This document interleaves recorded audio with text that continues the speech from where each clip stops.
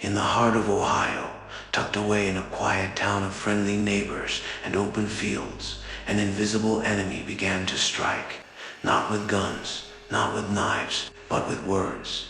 In 1976, the residents of Circleville started receiving letters, anonymous letters, thousands of them written in jagged, threatening handwriting, filled with shocking secrets about people's private lives, and dark warnings about what would happen if those secrets weren't confessed.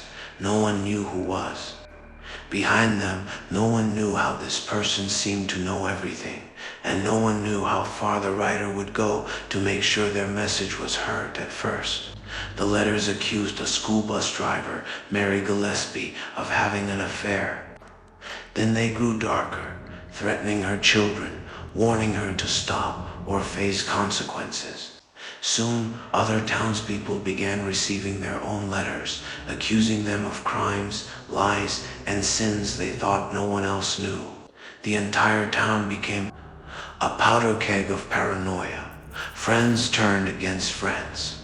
Neighbors stopped trusting one another. Anyone could be the writer. Everyone could be a target. And then it turned deadly in August of 1977. Mary's husband Ron received a phone call, and minutes later he was dead in a car crash that police at first claimed was an accident, but the circumstances were suspicious, and the letters hinted that something far more sinister had happened. As the years dragged on, the terror didn't stop.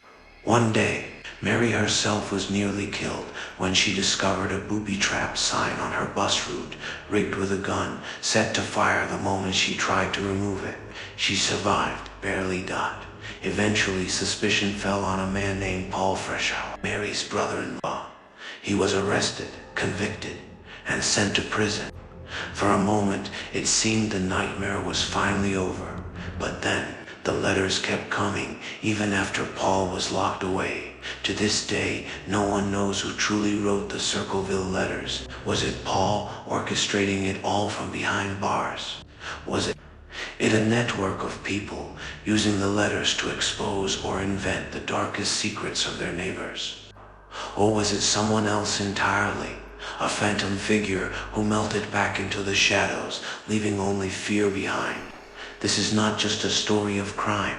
It's a story of paranoia, a story of how words alone can destroy lives, fracture communities, and turn an entire town into a living nightmare.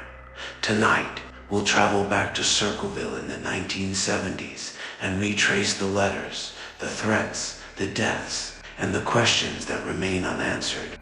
We'll explore the theories, the suspects, the evidence, the mysteries, and we'll ask the question that still haunts Circleville today: who was the writer? Welcome to the Circleville Letters, America's creepiest unsolved mystery. It began in 1976, quietly at first. Mary Gillespie, a respected school bus driver in Circleville, opened her mail one day and found something that stopped her cold. The letter was written in blocky, uneven handwriting. It accused her of having an affair with the local school superintendent. It demanded that she confess and stop immediately. But this wasn't just gossip. The letter warned her that her family's lives were in danger if she didn't comply. Mary was stunned. She was a private woman. How did someone know details about her life? Who could write such a thing? She didn't tell anyone at first, but then another letter arrived, and another. The writer seemed to know her every move, describing what route she took on the bus when she left her home, even where her children played. It wasn't long before the letters spread. Other Circleville residents received them too, each one exposing some secret, real or imagined, about their lives. It felt like someone was watching everyone, all the time. The town began to whisper. Who could it be? A jealous neighbor, a co-worker, someone with access to private information? Or was it a stranger tormenting the entire community just for sport? Whatever the truth, the writer's message was clear. No one in Circleville was safe. Soon, Circleville was drowning in paranoia. The letters arrived steadily, sometimes in waves. sometimes at random, but always with the same menacing handwriting. They accused townspeople of theft, corruption, infidelity, even murder. Some of the accusations were baseless. Others seemed rooted in whispers of truth. No one knew who to trust.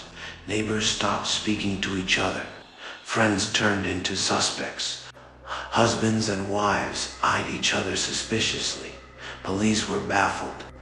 Handwriting experts analyzed the notes. But with so many people in town, the suspect pool felt endless.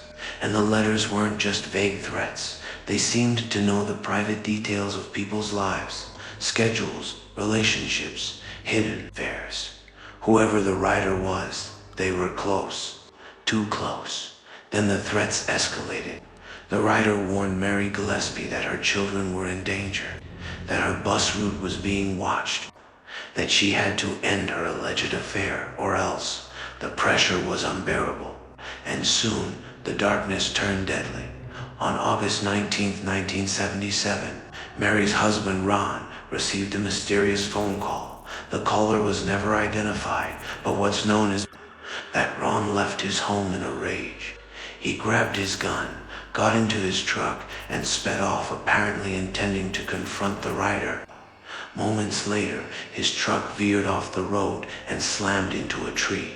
Ron was killed instantly. Police called it an accident. They claimed he had been drinking, though many who knew Ron insisted he wasn't drunk that night. His gun was found.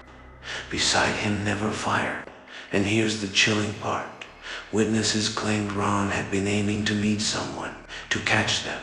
But if Ron had been about to expose the writer, did the writer silence him first?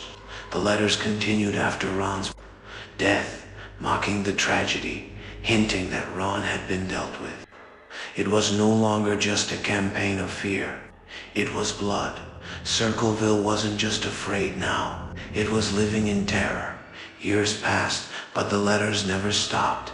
They tormented Mary most of all. One day in 1983, while driving her bus route, Mary spotted a crude sign on the side of the road. It was one of many signs the writer had begun posting, ugly, taunting, designed to humiliate her. Furious, she stopped the bus, tore the sign down, and discovered something horrifying. Attached to the sign was a small box. Inside was a gun, rigged to fire the moment she removed the sign. A booby trap waiting to kill her. Mary escaped with her life, but investigators now had evidence. The gun's serial number traced back to Paul Freshour, Mary's former brother Law. Paul insisted he had nothing to do with it. He claimed his gun had been stolen, but the handwriting experts matched his writing to the letters. Police believed they had their man. Paul was arrested, tried, and sentenced to prison. For a moment, Circleville breathed a sigh of relief. The nightmare, it seemed, was finally over, but then something happened that made the mystery darker than ever. Paul Freshour sat in prison, but the letters didn't stop. They continued arriving in Circleville. They even reached Paul himself in prison, mocking him, insisting he wasn't the real writer. If Paul was guilty, how could the letters continue? Was he orchestrating it from behind bars, using accomplices to send them? Or was he innocent, a scapegoat for someone else's sinister game? The letters kept coming for years, thousands of them, always in the same eerie handwriting. The community never truly escaped them. Even decades later, handwriting experts and investigators couldn't agree. Some swore Paul was the author. Others argued the evidence was flimsy, the handwriting comparisons unreliable, and so the legend grew. The Circleville letters weren't just a crime anymore. They were an unsolved enigma. The letters finally stopped in the 1990s, long after Paul was released from prison. But the damage was done. Circleville had been scarred. Reputations were destroyed. Families were torn apart. One man was dead. Another's life was ruined. And hundreds of people lived in fear for years. Even today, no one knows who truly wrote the letters. Some still believe it was Paul, clever enough to keep the hoax going from prison. Others believe it was someone else entirely, perhaps more than one person, hiding behind anonymity, feeding off fear. And then there are the darker theories, that the writer wasn't interested in truth or justice at all, but chaos. That they reveled in watching a town crumble under paranoia, like a puppet master pulling invisible strings. The Circleville letters are terrifying not because of blood or violence, but because they reveal something deeper, the fragility of trust. How quickly a community can be destroyed when secrets are exposed, and when no one knows who to believe. For Circleville, the horror wasn't just the letters. It was the silence of never knowing who held the pen. The Circleville letters remind us of a chilling truth. Sometimes the deadliest weapon isn't a gun or a knife, it's a pen. For nearly 2 decades, an unseen hand terrorized a town of just a few thousand people. With words alone, the writer destroyed reputations, drove families apart, and sowed fear so deep that neighbors turned on one another. A husband died in a mysterious crash, a woman barely survived a booby trap, and a man spent 10 years in prison. Yet the real author of the letters was never proven. That's what makes the Circleville mystery so unsettling. It wasn't just the crimes, it was the uncertainty, the sense that anyone could have been behind it. A friend, a spouse, a co-worker, even someone sitting at your dinner table. The handwriting, the threats, the secrets, they all pointed in different directions. Was it really Paul Frischer orchestrating the chaos from behind bars? Or was he a convenient scapegoat, locked away while the true author kept writing? And if it wasn't him, then who was it? Perhaps the most terrifying detail is this: even when Paul was in prison, the letters didn't stop. Some say that proves his innocence. Others argue he was clever enough to have an accomplice mail them on his behalf. But either way, the nightmare never truly ended. What lingers today is the power of anonymity, the knowledge that someone with enough determination and malice can dismantle lives with nothing more than paper, ink, and persistence. We fear killers we can see, but the Circleville writer was a ghost, invisible and everywhere at once. That's why their words cut so deeply, and maybe that's why the letters have haunted America for nearly 50 years, because they prove how fragile trust really is.